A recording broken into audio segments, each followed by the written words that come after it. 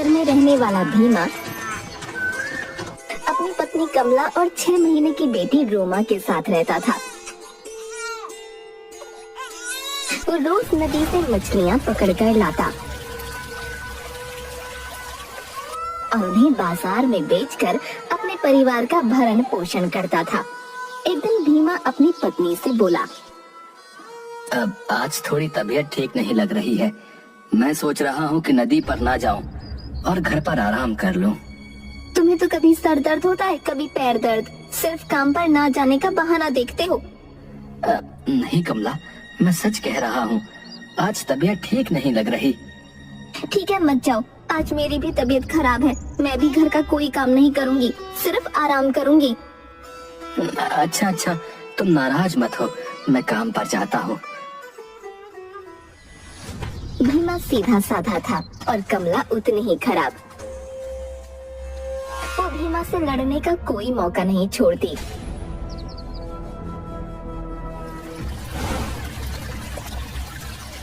भीमा नदी के तट पर मछलियों के लिए जाल डालकर बैठा था और खुद से बातें कर रहा था। ना जाने कमला कब सुधरेगी। वो कभी मेरी तकलीफ नहीं समझती। उसे तो सिर्फ पैसा चाहिए। जिस दिन मैं नहीं रहूंगा उस दिन उसे समझ आएगा। लगता है जाल में मछलियां आ गई हैं। चलो इन्हें निकालता हूँ और बाजार में बेचकर पैसे ले जाकर कमला को देता हूँ, नहीं तो वो मुझे जीने नहीं देगी। भीमा जाल से मछलियां निकाल ही रहा होता है कि उसकी नजर नदी में बहती हुई एक टोकरी पर पड़ती है जिसमें एक बच्चा होता है। भीमा टोकरी को नदी से बाहर निकालता है। कोई है? अरे ये बच्चा किसका है? न जाने कौन इतने छोटे से बच्चे को इस टोकरी में डालकर नदी में छोड़ गया भाई।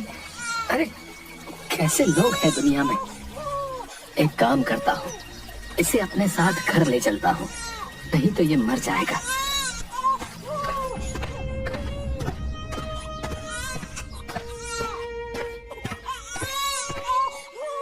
कमला कहाँ हो? देखो मैं क्या लाया हूँ। इतना शोर क्यों मचा रखा है? आज तुमने नदी से घर आने में देर कर दी। कब बाजार जाओगे? कैसे पैसे लेकर आओगे? तुम्हें तो सिर्फ पैसों की ही पड़ी रहती है। ये देखो, आज नदी में किसी ने इस छोटे से बच्चे को एक टोकरी में डालकर छोड़ दिया था। जिसका बच्चा है, अगर उसने छोड़ दिया तो तुम इसे क्यों ले आए? तुम कैसी बातें कर रही हो? अगर मैं इसे घर नहीं लाता तो क्या वहाँ नदी में मछलियों का चारा बनने के लिए छोड़ देता है? इस बच्चे को मछली खाए या शेर खाए, मुझे क्या करना है? इस मुसीबत को मैं ना रखूंगी अपने घर में। बहुत हो गया कमला, मैंने आज तक तुम्हारी हर बात मानी है और अब तुम मेरी एक बात ध्यान से सुनो। ये बच्चा इस घर में ही रहेगा और रोमा के साथ हम इसे भी पालेंगे। इस बारे में मुझे कोई बात नहीं करनी है। कमला ने भीमा को पहली बार इस तरह गुस्से में बात करते देखा था, इसलिए उसने कुछ नहीं कहा और बच्चे को रखने के लिए तैयार हो गई। भीमा ने बड़े प्यार से उस बच्चे का नाम सोमा रखा। धीरे धीरे समय के साथ रोमा और सोमा दोनों बड़े होने लगे। एक दिन, पिताजी, क्या मैं भी आपके साथ नदी पर मछलियाँ पकड़ने चल सकती हूँ? क्यों बेटा, तुम्हें मछलियाँ पकड़ना सीखना है? जी पिताजी, मैं भी आपकी तरह एक मछुआरा बनना चाहती हूँ। बेटा, अभी तुम छोटी हो, अभी तुम अपनी बहन रोमा के साथ खेलो। जब बड़ी हो जाना तब चलना। अगर जाना चाहती है तो आप ले क्यों नहीं जाते? अच्छा ही है, पिता का काम सीख लेगी तो आपका काम हल्का हो जाएगा। मुझे रोमा और सोमा दोनों को जो कुछ भी सिखाना होगा मैं खुद सिखा लूंगा। तुम्हें मुझे बताने की जरूरत नहीं है। मैं तो इसलिए कह रही थी कि अगर उसका मन है तो सिखा दो ना, लेकिन जैसा तुम्हें ठीक लगे। कमला सोमा को बिल्कुल पसंद नहीं करती थी, लेकिन भीमा की वजह से वो मजबूर थी। रोमा का स्वभाव उसकी माँ कमला की तरह था, जबकि सोमा स्वभाव में बिल्कुल भीमा जैसी थी, नेक दिल और दयावान। एक दिन अचानक भीमा की मृत्यु हो जाती है।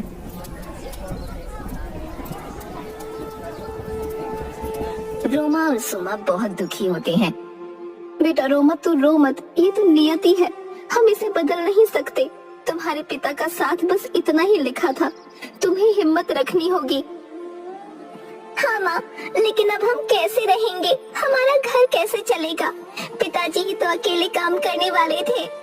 तू फिक्र मत कर, ये सोमा है ना, इसने तुम्हारे पिता से मछलियाँ पकड़ना सीखा था, अब से ये जाएगी मछलियाँ पकड़ने। हाँ माँ, मैं जाऊंगी पिताजी की जगह मछलियाँ पकड़ने, आप फिक्र मत कीजिए। बस बस, ज्यादा प्यार दिखाने की जरूरत नहीं है, तू ही जाएगी और कौन जाएगा। उस दिन से सोमा के तो जैसे दिन ही बदल गए। कमला उससे घर का सारा काम करवाती, मछली पकड़ने और घर के लिए पानी लेने नदी पर भेजती, लेकिन उसे हमेशा खाना बहुत थोड़ा सा देती। एक दिन नदी पर पानी भरने गई सोमा वहाँ बैठकर रो रही थी। पिताजी, आप मुझे छोड़कर क्यों चले गए?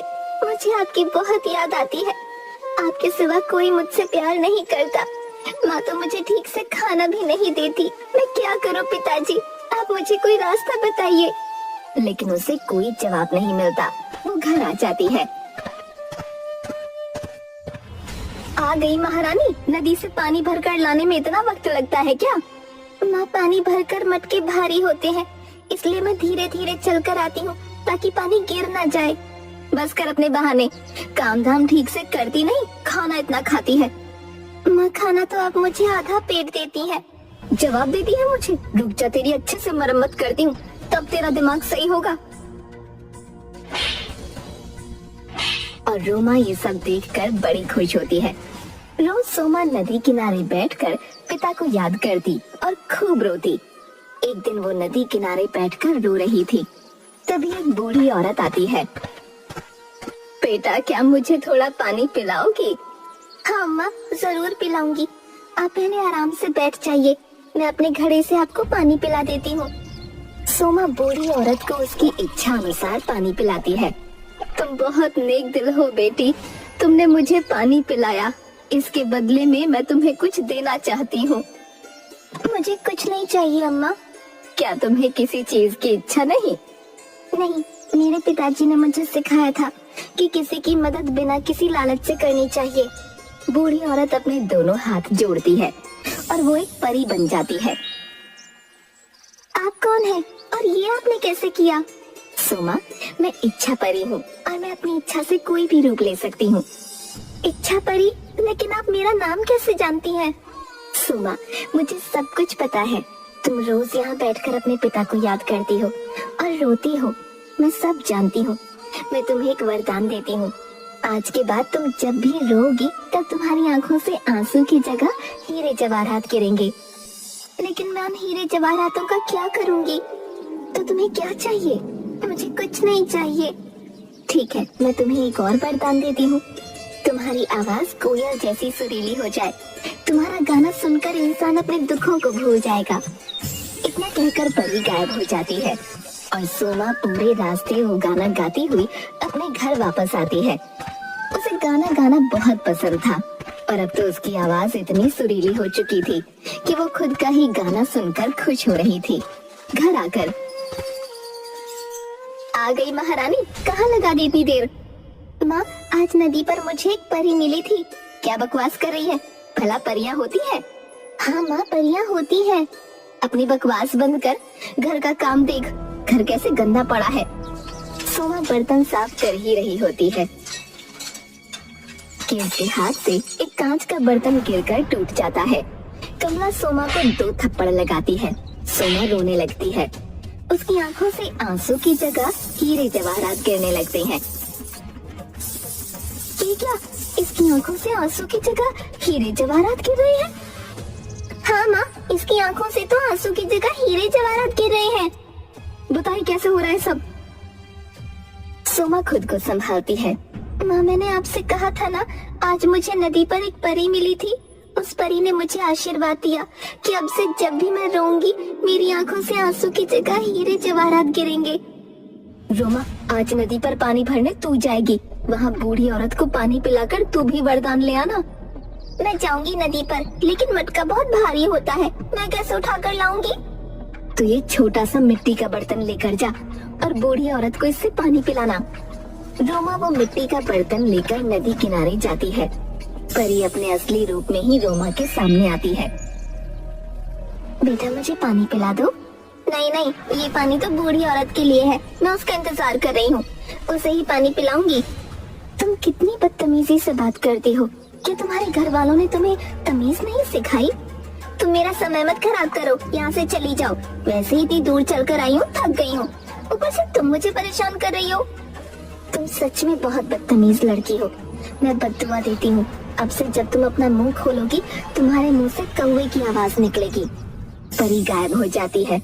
रोमा रोती रोती घर जाती है। क्या बात है बेटा, तुम रो क्यों रही हो? रोमा जैसे ही मुंह खोलती है कौवे की आवाज आने लगती है। तुम्हारी आवाज को क्या हुआ? रोमा लिखकर कमला को सारी बात बताती है।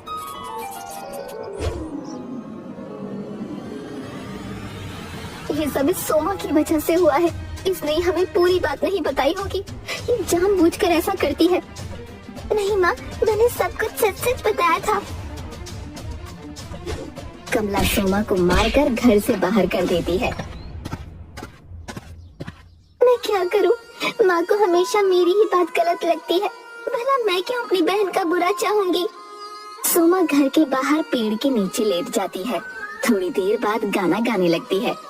परी के वरदान से वो अपना सारा दुख भूल जाती है। तभी वहाँ से रूपनगर का राजकुमार गुजर रहा होता है।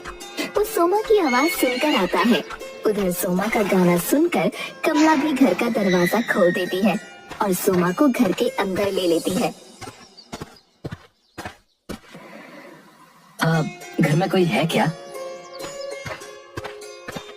हाँ, किससे मिलना है? कौन हो तुम?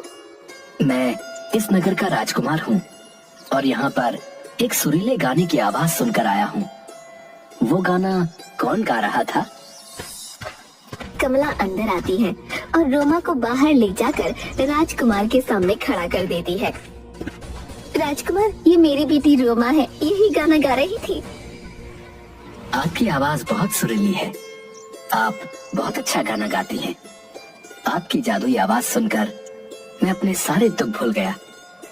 क्या आप मुझसे विवाह करेंगी? कमला रोमा को चुप रहने का इशारा करती है। जरूर करेगी राजकुमार जी, इसके तो भाग्य खुल गए जो आप स्वयं विवाह का प्रस्ताव लेकर आए हैं। राजकुमार और रोमा के विवाह की तैयारियां शुरू हो जाती हैं। विवाह वाले दिन राज दरबार में सब विवाह के लिए उपस्थित थे। तभी मंत्री जी बोले, महाराज, आज बड़ा ही खुशी का दिन है। हमारे राजकुमार का विवाह हो रहा है और इस विवाह में शामिल होने के लिए दूर देश के राजा रानियां और हमारी प्रजा आई हुई है। अगर आपको उचित लगे तो मैं अपनी प्रजा की तरफ से एक अनुरोध करना चाहता हूँ। बताइए मंत्री जी, आप क्या कहना चाहते हैं? महाराज, हमारी प्रजा चाहती है कि राजकुमार अपनी होने वाली राजकुमारी के जिस गुण के कायल हैं, उसकी एक झलक उन्हें भी मिले। जरूर मंत्री जी, आप सब एक बार रोमा की सुरीली आवाज सुन लेंगे तो अपने सारे दुख भूल जाएंगे। ये सब बातें सुनकर कमला और रोमा दोनों परेशान हो जाती हैं, क्योंकि इतने दिनों से जब भी राजकुमार रोमा से गाना गाने को कहता तो रोमा सिर्फ अपना मुंह चलाती और कमला सोमा से गाना गवाती थी। रोमा गाना घूम घूम कर गाती, जिसके कारण राजकुमार को कभी उस पर शक नहीं हुआ। पर आज उसकी पोल खुलने वाली थी। महाराज, इतने बड़े राज्य के राजकुमार की होने वाली पत्नी अपनी प्रजा के सामने गाना गाए, क्या ये उचित लगता है आपको? बिल्कुल उचित है। हम अपनी प्रजा को हमेशा अपने परिवार की भांति मानते हैं और अगर हमारी होने वाली वधू अपने परिवार के सामने अपने गुण को प्रस्तुत करेगी तो इसमें कोई शर्म की बात नहीं है। रोमा चुप थी। तभी महाराज, प्राणों के लिए जीवन दान मांगता हूँ, लेकिन ये लड़की और इसकी माँ दोनों ही झूठे हैं। ये कभी किसी के सामने गाना नहीं गाएगी। मंत्री जी, आप क्या कहना चाहते हैं? महाराज, जब राजकुमार ने हमें इस लड़की के बारे में बताया तो मेरे मन में भी इस बात को परखने की उत्सुकता हुई। कि क्या सच में किसी की आवाज में इतना जादू हो सकता है कि उसकी आवाज सुनने मात्र से हम अपना दुख भूल जाएं?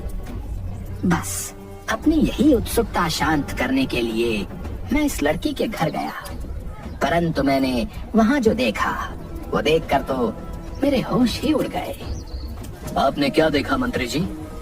महाराज, ये लड़की तो बोलती भी कौवे जैसा है, इसकी आवाज कौवे जैसी है। मंत्री जी, ये आप क्या कह रहे हैं? मैंने खुद रोमा की आवाज सुनी है, और एक बार नहीं कई बार सुनी है। ये बहुत सुरीला गाती है। राजकुमार, मुझे क्षमा कीजिएगा, परंतु आपने जो आवाज सुनी वो रोमा की नहीं बल्कि इसकी बहन सोमा की थी। मैं सच कह रहा हूँ, रोमा तो कौवे की आवाज में बोलती है। महाराज रोमा को बोलने का आदेश देते हैं। बेचारी रोमा महाराज के डर से अपना मुंह खोलती है, और जैसे ही मुंह खोलती है कौवे की आवाज आने लगती है। सभा में सभी लोग अपने कानों पर हाथ रख लेते हैं। इस लड़की को गिरफ्तार कर लो और इसे कैद खाने में डाल दो। इसने न सिर्फ हमारे राजकुमार को धोखा दिया बल्कि हम सबको भी अंधेरे में रखा। महाराज, मैं आपके हाथ जोड़ती हूँ, भगवान के लिए मेरी बहन को माफ कर दीजिए और इसे कैद खाने में मत डलवाइए। ये सब मेरी गलती है। तुम्हारी गलती कैसे है? अगर मैं गाना नहीं गाती तो राजकुमार को ये धोखा कभी नहीं होता। इसलिए अगर आपको सजा देनी है तो मुझे दीजिए, पर मेरी बहन को छोड़ दीजिए। तुम इस राज्यसभा में गाना गाओ, क्या पता तुम भी झूठ ही बोल रही हो। सोमा गाना गाना शुरू करती है और थोड़ी देर में महाराज, राजकुमार और साथ साथ वहाँ उपस्थित सारे लोग अपना सारा गुस्सा और तकलीफ भूल जाते हैं। राजकुमार, तुमने जो कहा था वो बिल्कुल सत्य था। इस लड़की की आवाज तो वाकई बहुत सुरीली है, और इसकी आवाज सुनते ही हम सारी बातों को जैसे भूल गए। महाराज, अब तो आप मेरी बहन को आजाद कर देंगे।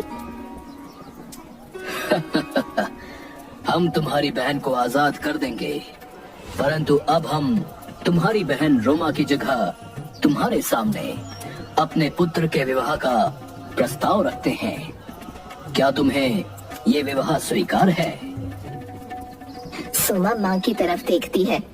मुझे माफ कर दो बेटी, मैंने तुम्हारे साथ इतना बुरा व्यवहार किया, फिर भी आज तुमने रोमा की जगह खुद को कारागार में डालने की बात की। तुम्हारे पिता की बात बिल्कुल ठीक थी। तुम्हारा हृदय सच में हीरे जैसा है। महाराज, मैं अपनी छोटी पुत्री सोमा का विवाह आपके पुत्र के साथ करने के लिए आपसे अनुरोध करती हूँ। मुझे माफ कर दीजिए। रोमा और सोमा को ये सब करने के लिए मैंने ही कहा था। रोमा सोमा के लिए कागज पर लिखती है, मुझे माफ कर दो, मैंने माँ की बातों में आकर गलत व्यवहार किया, हमेशा तुम्हें नीचा दिखाया, कभी तुम्हारी मदद नहीं की। फिर भी आज तुमने मेरे लिए जो किया वो मैं जिंदगी भर नहीं भूल सकती। तुम्हें माफी मांगने की कोई जरूरत नहीं, तुम बस मेरे गले लग जाओ। सोमा रोमा को गले लगाती है। तभी वहाँ इच्छा परी आती है। रोमा, मुझे देखकर अच्छा लगा कि तुम्हें अपनी गलतियों का एहसास हो गया, इसलिए मैं तुम्हें अपने दिए हुए श्राप से मुक्त करती हूँ। रोमा पहले की तरह बोलने लगती है और उसे कौवे की आवाज से मुक्ति मिल जाती है। साथ ही महाराज सोमा और राजकुमार का विवाह करा देते हैं और वो दोनों खुशी खुशी रहने लगते हैं।